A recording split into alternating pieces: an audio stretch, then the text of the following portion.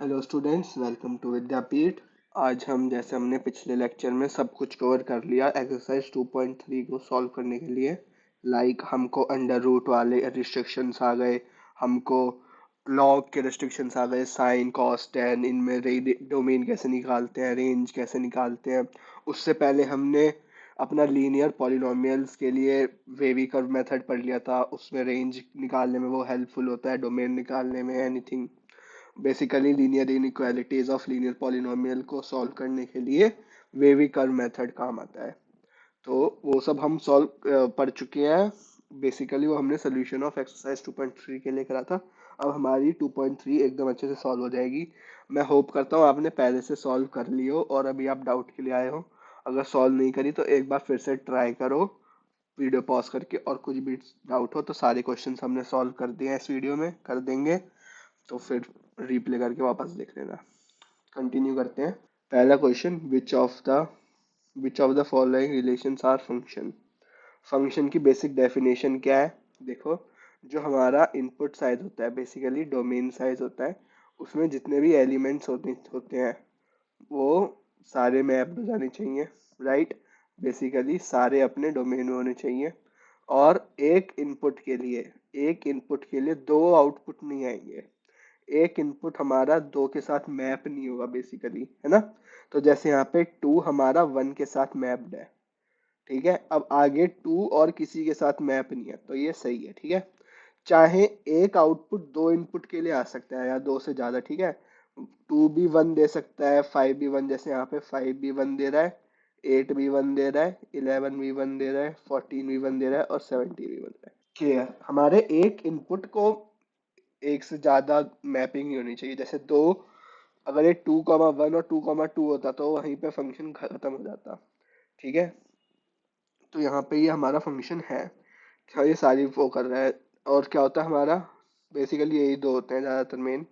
फिर हमारा आगे वो हो जाती है डेफिनेशंस ऑफ डोमेन रेंज, क्या कि जो यहाँ पे जितने नंबर्स हमारे मैप हो चुके हैं वो सारे रेंज है। तो अब यहाँ पे रेंज हमारा सिर्फ वन मैप हुआ है, ठीक है।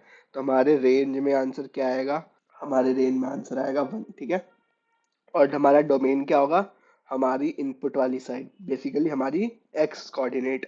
ये हमारे कोऑर्डिनेट्स हैं, कोऑर्डिनेट्स की तरह लिख सकते हैं एक्स कॉमा वाई, जो हमारा एब्सिस का है। तो वो हमारा डोमेन होता है, ठीक है। Collections of all the abscissa, जो भी हमारा ये रिलेशन बना रहा है, बेसिकली फंक्शन है, रिलेशन भी है। और एक रिलेशन फंक्शन कब बनता है? सारे फंक्शन रिलेशन होते हैं पर सारे रिलेशंस आर नॉट फंक्शंस इसमें, ठीक है, ये याद रखना।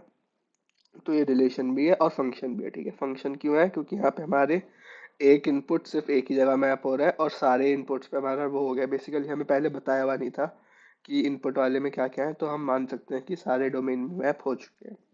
तो हमारा डोमेन क्या आएगा? 2,5,8,11,14 और 17, राइट। ये हमारा डोमेन हो गया। रेंज हमारा जो भी आउटपुट है या ऑर्डिनेट्स, राइट। नेक्स्ट क्वेश्चन पे चलते हैं। यहाँ पे टू वन के साथ मैप है, आगे कोई टू मैप नहीं है, फिर फोर टू के साथ मैप है, आगे कोई मैप नहीं है, ठीक है। ऐसे ही सारे अलग अलग एक ही बार मैप हुआ है, ठीक है। तो यहाँ पे डोमेन क्या है? Collections of all the abscissa, right. वो क्या आएगा? 2, 4, 6, 8, 10, 12, 14, राइट। रेंज क्या है? हमारे जो भी मैप्ड हुए हैं हो गए हैं, ठीक है। मैप क्या क्या हो गए हैं? 1, 2, 3, 4, 5, 6 और 7, राइट। अगर हम ऐसे ही देखें, आप पूछा नहीं है इन्होंने, पर ये फंक्शन क्या बन सकता है? क्या लग रहा है तुमको? अगर मैं कहूँ x/2 बन सकता है, where x belongs to real number. और बेसिकली अगर ये सिर्फ मैं डोमेन कर दूँ, है ना, 2, 4 up to 17, राइट। तो ये हमारा फंक्शन बन सकता है, ठीक है। f(x)=x/2, वो हमने बस बता दिया, पूछा नहीं है क्वेश्चन में, पर हमने बता दिया। और ये फंक्शन है, राइट। यहाँ पे हमारा एक इनपुट वाले एलिमेंट सिर्फ एक ही बार मैप हुआ है, टू एक ही बार मैप हुआ है, ऐसे होके सारे मैप हो गए, ठीक है। अगले पे चलते हैं। 1,3, 1,5, 2,5। अब यहाँ पे 1, 3 के साथ मैप हुआ, फिर 1 वापस 5 के साथ भी मैप हो गया। तो हमारे 1 के लिए बेसिकली टू मैपिंग्स है, या कह सकते हैं टू आउटपुट है। अब देखो, मैं अगर आपको कहूँ कि बेसिकली अगर आप एक चीज डालते हो किसी प्रोडक्ट के लिए, तो उसमें से एक ही आउटपुट आएगा ना। अगर आप एप्पल डाल रहे हो जूसर में, राइट, अगर आप एप्पल डाल रहे हो तो आपके पास एप्पल जूस ही आना चाहिए ना। ये थोड़ी है उसमें ऑरेंज जूस भी आ जाएगा या फिर कुछ आ जाएगा।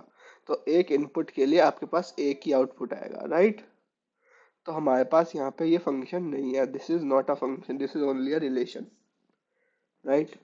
नेक्स्ट क्वेश्चन पे चलते हैं। Find the domain and range of the following real functions f x equals to minus of mod x, right. ये हमने पिछले लेक्चर में कवर कर लिया था मॉड फंक्शन को। मॉड फंक्शन क्या होता है, पहले से एक बार मैथमेटिकल पर लिख के देखते हैं। मॉड एक्स क्या होता है, मॉड एक्स होता है x if x is greater than equal to zero, और minus x if x is less than zero, right. Minus of mod x क्या होगा, माइनस से मल्टीप्लाई हो गया, minus x if x is less than equal to zero, और x if x is greater than equal या greater than zero, right. ये हो गया हमारा माइनस मॉड एक्स। इसका ग्राफ देखते हैं एक बार। अगर इसका मैं पुराना वाला ग्राफ देखूं y equal to mod x का, वो कैसा बनता है, वो कुछ ऐसा बनेगा, ठीक है। और अगर मैं y equal to minus mod x का देखूं तो वो ऐसा बनेगा, राइट। ये है हमारा y equal to minus mod x. मैं इसे एक बार वो कर देता हूँ, नाम दे देता हूँ। ये हमारा y is equal to mod x है, राइट। ये हमारा y is equal to minus of mod x है, minus y is equal to minus of mod x, right. अब हमको क्या देखना है, इसका डोमेन और रेंज देखना है। यहाँ पे डोमेन में तुमको कोई रेस्ट्रिक्शन दिख रही है, नहीं दिख रही, just like mine y is equal to mod x में। तो हमारा डोमेन क्या हुआ, डोमेन बिकम्स रियल नंबर। अब यहाँ पे पहले रेंज क्या आती थी, पॉजिटिव रियल नंबर्स। अब रेंज हमारी क्या आ रही है, नेगेटिव रियल नंबर्स। तो रेंज क्या हो गई हमारी, नेगेटिव रियल नंबर्स, राइट। या फिर इसे ऐसे लिखते हैं आर माइनस, ठीक है। और आर माइनस, या इसको ऐसे लिख दो minus infinity to zero, include कर रहे हैं जीरो को, ठीक है। अब next question, f x equals to under root of nine minus x square, right. अब देखो अंडर रूट है, सबसे बाहर वाला फंक्शन क्या है, अंडर रूट। अब अंडर रूट ऑफ टी अगर है तो टी पे क्या कंडीशन होती है, t should be greater than equal to zero. So let, यहाँ पे हम लेट कर लेते हैं नाइन माइनस एक्स स्क्वायर को टी। तो यहाँ पे रिप्लेस कर दो इस इनइक्वालिटी में जो कि हमारी रिस्ट्रिक्शन है। तो क्या बन जाएगा, nine minus x square is greater than equal to zero, और x square minus nine should be less than equal to zero, right. Now ये फैक्टराइज हो जाएगा किससे, a square minus b square वाले फॉर्मूले से, जो कि होता है a plus b into a minus B.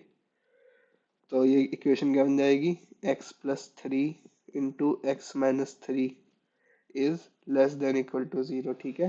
X plus three, अब हमारा यहाँ पे वेवी कब मेथड आ जाएगा, वेवी कब, इसे ऊपर बनाते हैं। वेवी कर्व मेथड क्या कहता है, अपन जो हमारा पॉलिनोमियल है उसमें रूट्स को प्लॉट कर दो पहले। इसके लिए थ्री आ रहा है, इसके लिए माइनस थ्री, ठीक है। हम सब, अगर ये हमारा जो हमारी इनइक्वालिटी है उसका ए पॉजिटिव है तो हम यहाँ पे पॉजिटिव से ही चलते हैं। तो यहाँ से हम गए थ्री पे, थ्री पे इंटरेक्ट हुआ, थ्री का एक्स का पावर कितनी है, वन ऑड है, साइन चेंज हो जाएगा। थ्री माइनस थ्री पे इंटरेक्ट हुआ, इसकी पावर ऑड है, साइन चेंज हो जाएगा। ये कहाँ से, कौन से वो पूछ रहा है area, less than equal to zero, सिर्फ ये वाला एरिया है। तो x बिलोंग्स टू क्या है, minus three to three, right. तो ये हमारा आंसर है, ये है हमारा डोमेन, राइट, ठीक है। ये हमारी रेस्ट्रिक्शन बनेगी। रेंज कैसे निकालेंगे, देखो रेंज ये जो है, ये वैसे तो अपना अंडर रूट कहाँ से कहाँ तक जाता है, इसका रेंज आती है जीरो से लेके इन्फिनिटी तक, ठीक है। पर अब यहाँ पे क्या हुआ है, ये अंदर वाला जो है ये हमारा सिर्फ जीरो से लेके नाइन तक वेरी कर सकता है, एक्स स्क्वायर ना। तो ये हमारा पूरा या तो जीरो हो जाएगा जब हमारा एक्स थ्री या माइनस थ्री होगा। बेसिकली इन दोनों के बीच में ये माइनस थ्री पे या थ्री पे तो जीरो हो रहा है, पर जीरो पे क्या हो रहा है, थ्री हो रहा है। तो ये बेसिकली जीरो से थ्री में वेरी कर रहा है, ठीक है। Nine minus x square, nine minus x square जो ये है हमारा, ये जीरो से नाइन तक वेरी कर रहा है इस वाले डोमेन में, ठीक है। तो इस पे अंडर रूट लगाएंगे तो ये जीरो से लेके थ्री तक वेरी कर रहा है, ठीक है। तो हमारी रेंज क्या आई है, जीरो से लेके थ्री, दिस इज रेंज। मैं एक बार इस सबको मिटो के लिख देता हूँ। अच्छे से इतना मिटा देता हूँ, आंसर लिख देता हूँ। डोमेन है हमारी, domain is x belongs to -3 to 3, ठीक है। इस डोमेन पे 9 - x² कहाँ से वैरी कर रहा है, 0 से 9, ठीक है। तो हमारा रेंज क्या आ रही है, इस पे अंडर रूट लगा दो तो क्या बनेगा, अंडर रूट लगा दो 0 पे 9 पे, तो क्या आंसर आएगा रेंज का, 0 से लेके 3 तक, 0, 3, ठीक है। चलो next, a function f is defined by fx equals to 2x - 5, write down the value of f(0)। पहले तो इसके हम रेंज डोमेन देखते हैं। ये बेसिकली क्वेश्चन क्या कहना चाह रहा है कि तुम्हारा हर इन वैल्यूज जो है ना, इन पे तुम्हारा आंसर आता है या नहीं। ये एक लीनियर पॉलिनोमियल है, इसमें डोमेन की कोई फिक्र नहीं होगी, डोमेन हमारा रियल नंबर होगा और रेंज भी हमारी रियल नंबर होगी, ठीक है। सारे आंसर्स आ सकते हैं, सारी डोमेन आ सकती है, ये और लीनियर पॉलिनोमियल की खासियत है, ठीक है। इसका ग्राफ चाहे कुछ ऐसे बनेगा, पॉजिटिव, वो मुझे नहीं पता, जीरो से भी पास नहीं करेगा, ठीक है, और स्ट्रेट लाइन बनेगी, और हमारा डोमेन पे कोई फर्क नहीं पड़ेगा, रेंज पे कोई फर्क नहीं पड़ेगा, ये दोनों रियल नंबर होंगे, ठीक है। तो हम f(0), f(7), f(-3) कुछ भी आसानी से निकाल सकते हैं।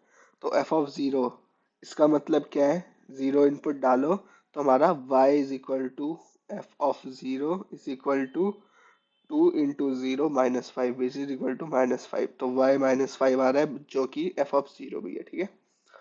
तो यहाँ से f(7) क्या आएगा, y is equal to f(7) which is equal to 2 × 7 - 5 which is equal to 9, तो y is equal to 9 for y(7) या फिर f(7), ठीक है।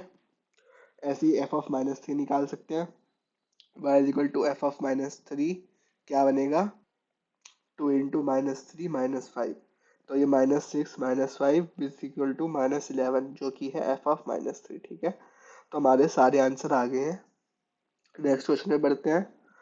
अब ये क्या कह रहा है, द फंक्शन t, एक हमारा फंक्शन है t which maps temperature in degree Celsius into temperature in Fahrenheit degree, ठीक है। फ़ारेनहाइट में बना रहा है ये, फ़ारेनहाइट डिग्री फ़ारेनहाइट, ठीक है। Is defined bye T see this, तो अब हमें निकालना है कि जब c हमारा 0 होगा तो फ़ारेनहाइट में उसकी वैल्यू क्या होती है। तो देख लेते हैं, t(0) क्या आएगा, 9 × 0.5 + 32, तो जब हमारा t या c 0 होता है तो हमारा f कितना होता है, 32 डिग्री फ़ारेनहाइट, ठीक है।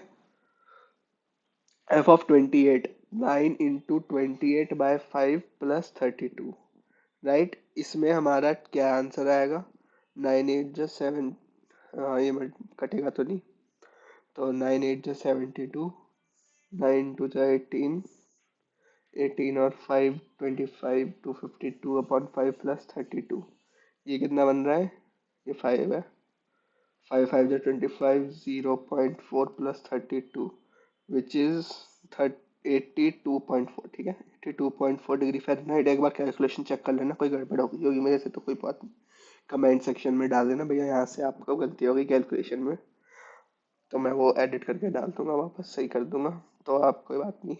तो यहाँ पे हमारा 28 डिग्री सेल्सियस पे हमारा फ़ारेनहाइट में टेम्परेचर कितना होता है, 82.4, ये हमने फंक्शन में वैल्यू डाल के देख लिया। -10 डिग्री सेल्सियस पे हमारा कितना होगा, माइनस आएगा इसका, -9 × 10/5 + 32, तो ये क्या बना, 32 - 18 विच इज 14 डिग्री फ़ारेनहाइट, ठीक है। 14 degree Fahrenheit is equal to -10 degree Celsius, ठीक है।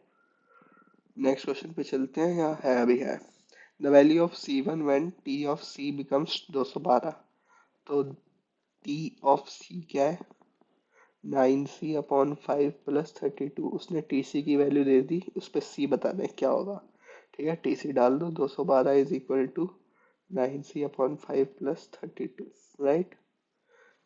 अब 5 उधर ले जाओ, 5 ऊपरी इक्वेशन को 5 से मल्टीप्लाई कर दो, या फिर अभी रुक जाओ, इसे इधर ले जाते हैं, तो 32 जब माइनस करेंगे तो कितना बनेगा, 180 इज इक्वल टू 9C/5, ये सीधा 20 बना, C बन गया 100 डिग्री सेल्सियस। 100 डिग्री सेल्सियस पे हमारा F होता है, 100 डिग्री सेल्सियस पे हमारा F होता है 212 डिग्री फ़ारेनहाइट, ठीक है। पहला पार्ट देखते हैं, f(x = 2 - 3x, x belongs to real number where x is greater than equal to 0, ठीक है। तो यहाँ पे ये क्या बन रहा है, y is equal to 2 - 3x। तो लीनियर लीनियर पॉलिनोमियल्स की रेंज निकालने का एक अच्छा तरीका होता है कि x, अभी हमें यहाँ पे y is equal to x के टर्म में दे रखा है, तो यहाँ पे इंडिपेंडेंट वो क्या है, x है, ठीक है। इंडिपेंडेंट टर्म क्या है, x, और डिपेंडेंट है y, ठीक है।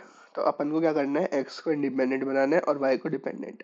तो यहाँ पे हम क्या लिख सकते हैं, 3x इक्वल्स टू 2 - y, जहाँ से x बन जाएगा हमारा 2 - y/3, ठीक है। अब हम पे x पे कंडीशन क्या दी है, x हमारा एक तो रियल नंबर होना चाहिए और x पॉजिटिव आना चाहिए। तो x पॉजिटिव आने के लिए y को क्या होना पड़ेगा, y देखो 2 से छोटा होना चाहिए ना, 2 से छोटा, 2 से जैसे ही बड़ा होगा तो अपना 2 से बड़ा होगा तो नेगेटिव आंसर आना स्टार्ट हो जाएगा। तो हमारा y क्या आ रहा है, y शुड बी, इसमें x को पॉजिटिव रखते हुए y क्या होना चाहिए, <<2, ठीक है। तो आंसर क्या आएगा, -∞ to 2, और 2 भी जीरो टच नहीं होना चाहिए क्योंकि ये ग्रेटर देन जीरो है, इक्वल टू नहीं है, ठीक है। तो 2 भी नॉट इंक्लूडेड है, -∞ to 2। तो ये हमारी रेंज हो गई, है ना। y को ही नहीं बताना था क्या होगा। अगले क्वेश्चन पे चलते हैं, y is equal to x² + 2। अब हमें यहाँ पे बतानी है और x क्या है, रियल नंबर होना चाहिए। तो अब हम फिर से क्या करेंगे, x² is equal to 2 - y, x equals to √2 - y। और x रियल नंबर होना चाहिए, तो बेसिकली ये क्वेश्चन वही बन गया, हमारा आउटपुट रियल आना चाहिए। तो अंदर जो हम पहले क्या करते थे, y is equal to suppose 2 - x ही होता था, तो अपन डोमेन निकालते थे कि y रियल नंबर है। तो अब हमें यहाँ पे y पे कंडीशन लगानी है ताकि x हमारा रियल रहे। तो y हमारा रेंज दे देगा। तो यहाँ पे क्या है, ये 2 - y को t सपोज कर लो, तो 2 - y क्या होना चाहिए, greater than equal to 0, right. तो y should be less than equal to 2, ठीक है। तो यहाँ पे लेस देन भी काम करेगा, तो इसमें रेंज क्या हो गई, और रेंज इज इक्वल टू -∞ हमेशा एक्सक्लूड होता है क्योंकि हम रीच नहीं कर सकते, टू टू टू इंक्लूडेड हमारा, तो स्क्वायर ब्रैकेट में आ जाएगा, ठीक है। ये सिंपल है, y is equal to x, यहाँ पे x should be real number, तो इसे हम लिख सकते हैं x इक्वल्स टू वाई। अब x को रियल होने के लिए y पे क्या कंडीशन है, कोई भी नहीं, y रियल होगा तो अपना x भी रियल बनेगा, ठीक है। तो रेंज क्या आ गई इसमें, रियल, बेसिकली, अरे यार, -∞ to ∞, ठीक है। तो या फिर रियल नंबर, राइट। यहाँ पे हमारा सोल्यूशन फिनिश होता है। तो अगर आपको इस सोल्यूशन में कोई भी डाउट आए तो कमेंट सेक्शन में डाल देना, और अगर वीडियो पसंद आई हो तो लाइक करके कमेंट कर दो, और अपने फ्रेंड्स के साथ शेयर करके सब्सक्राइब भी कर देना। थैंक यू, बाय, मिलते हैं। अब हम अगली ट्रिग्नोमेट्री स्टार्ट करेंगे क्योंकि हमने पहले एक पोल लिया था, उसमें आप लोगों ने कहा था कि ट्रिग्नोमेट्री स्टार्ट कर, तो नेक्स्ट सीरीज हम ट्रिग्नोमेट्री स्टार्ट कर देंगे, उसकी वीडियोस जल्द आनी स्टार्ट हो जाएंगी। तब तक के लिए बाय।